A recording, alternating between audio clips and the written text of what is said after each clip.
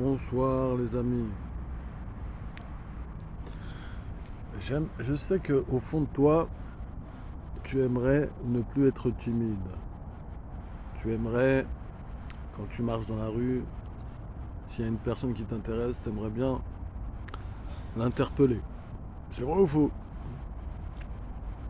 Et la vidéo précédente, comme j'ai pu le souligner, qu'un gars sur internet, il a écrit un ouvrage, apparemment c'est gratuit, que la timidité c'est de la merde. Car lui, toute sa jeunesse, il a été timide. Et comme je l'ai dit, je le redis, il y a des adolescents qui sont beaucoup moins timides que certains adultes. De toutes les façons, dans tous les domaines confondus, il y a des ados qui sont meilleurs que les adultes. Que ce soit dans des activités sportives, dans des activités artistiques, intellectuelles, etc. Comme j'ai pu l'évoquer la vidéo précédente, toi en tant qu'adulte, si toute ta vie t'as été timide malheureusement, et aujourd'hui adulte, tu espères sortir de cet enfer, si tu fais pas un premier pas, je te garantis que ça va jamais arriver. Imaginons que toi, tu es sur tes écrans et tu rêves toi aussi de pouvoir t'exprimer en public, de pouvoir être à l'aise dans ta communication. Je te promets et je te le dis, je suis pas là pour te vendre du rêve, que si tu passes pas à l'action, ça n'arrivera jamais, tu peux rêver. Dans tous les domaines confondus, si tu as un objectif, peu importe l'objectif que toi tu souhaites, il faut passer à l'action. L'action, c'est la réalité. Ensuite, il ne faut pas s'attacher au résultat. Tu n'as pas certainement pas bien fait la première fois, tu as échoué, tu as perdu, etc. C'est pas grave, il ne faut pas abandonner. Tu reviendras la prochaine fois. Mais premièrement, il ne faut pas s'attacher au résultat. Et de deux, il faut continuer, il faut persévérer.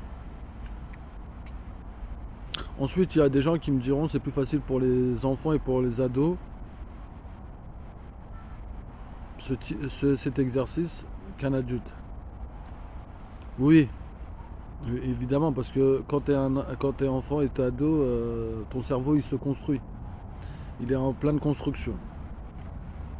Parce que quand tu es adulte, peut-être tu as eu pas mal de séquelles quand tu étais jeune.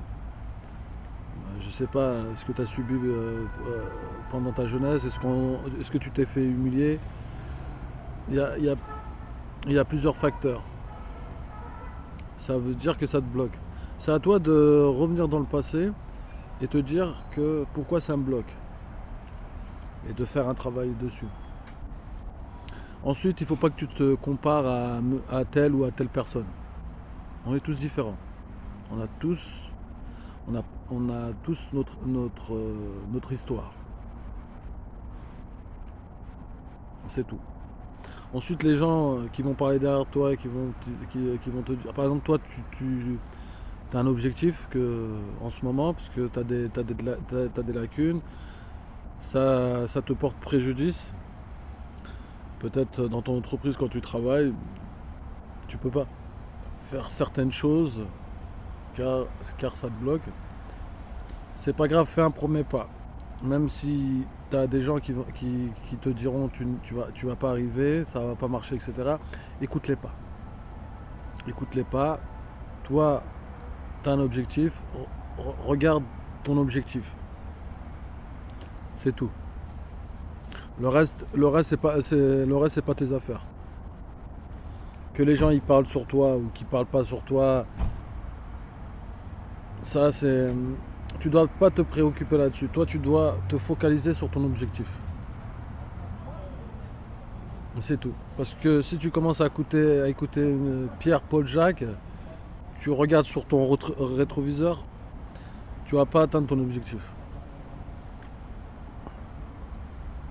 Autrement dit, tu as un rêve, tu as peut-être quelque chose à atteindre, vas-y, je t'en prie, petit à petit, step by step, comme on dit, l'oiseau va faire son nid, tu vas arriver à ton objectif.